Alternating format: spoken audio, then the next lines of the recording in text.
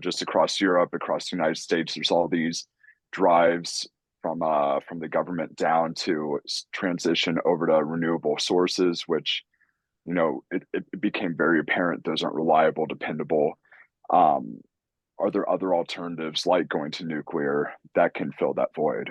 Yeah, we would be very much in the pro-nuclear camp. We do think that intermittent, as you alluded to, weather-dependent renewables are not suitable for a grid that is expected to be always on. And one of the things that people fail to realize is just how important it is that the grid is always on and that the demand for electricity, for example, is perfectly matched with the supply, which is a real symphony that the operators of modern grids, in the developed world, they get no credit for doing it, but it's really a miracle of modern engineering that they can pull this off. And in fact, the drop off in the value of a grid and its meaning in an economy drops off precipitously with each percentage point of unreliability that you introduce. It doesn't take much in the way of brownouts and blackouts for manufacturing to leave because you just can't operate in those settings. And so push is coming to shove here, predominantly in Germany. We'll see. We characterize the current energy markets as relatively well supplied, oil being perhaps the one exception, and that we have peak complacency in Europe. They had a warm winter last year.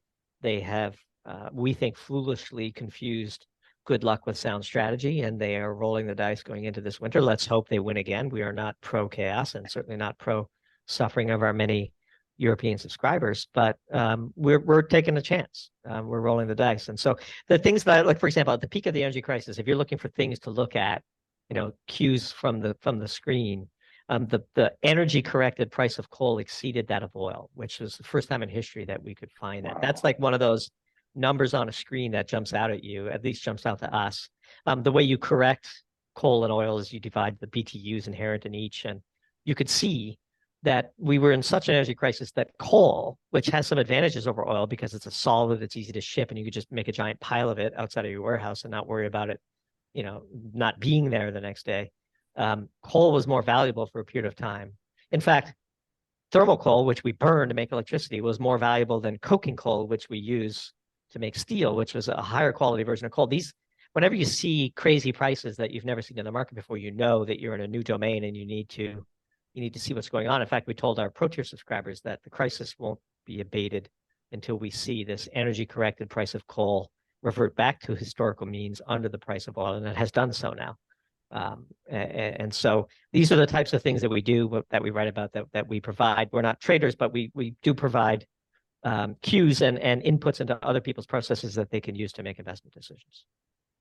Absolutely. And it's just incredible how much more coal has been utilized in the last couple of years since, the natural gas shortage in Europe and, firing back on the coal plants, shutting down the nuclear plants and continuing with coal. It's just incredible how this whole ESG narrative has just turned sideways on itself.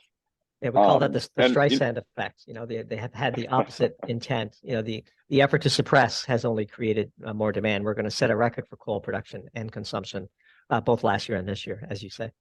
So you think it's going to?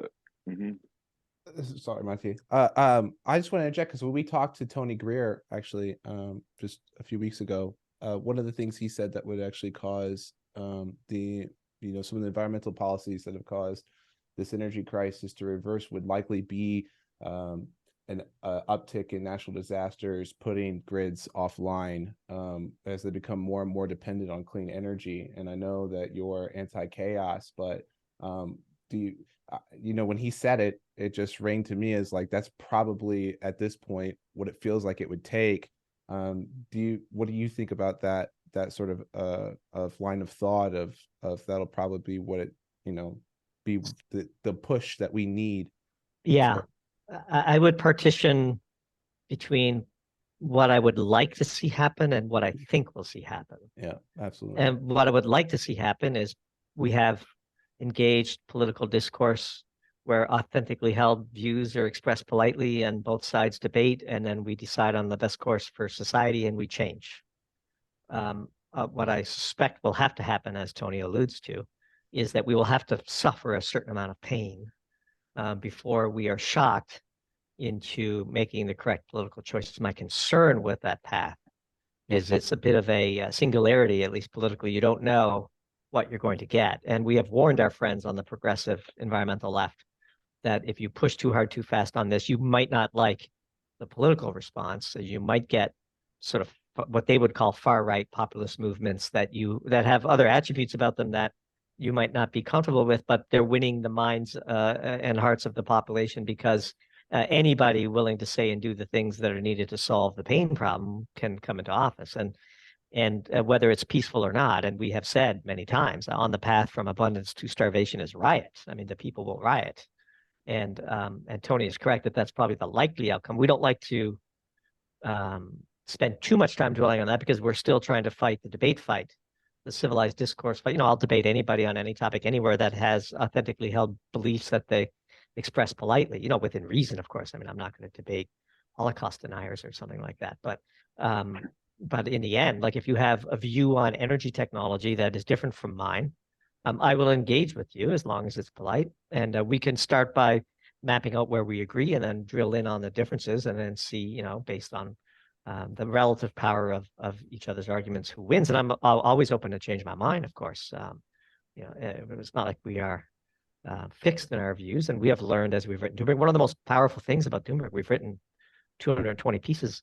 Each of those pieces was researched, consulted with experts, written in a way that we hope was precise and edited properly, such that we have learned along the way and our opinions have changed. It's just a really great crowdsourcing way. We get most of our ideas now from our subscribers who send us things that we might want to consider writing about. And so as a learning exercise for us, it's been truly incredible. And as we've written more and more pieces and learned more and more, we've become better able to debate people who are willing to do so politely. But I do think that political action can make a difference. We are not as far down the road as Tony, I would say, actually cynicism is too strong of a word, but Tony has some pretty strong views on how far down the path we are from a broken country perspective. I think there's still time. At a minimum, it's sort of a Pascal's wager situation. I'm not yet willing to bet against the existence of God.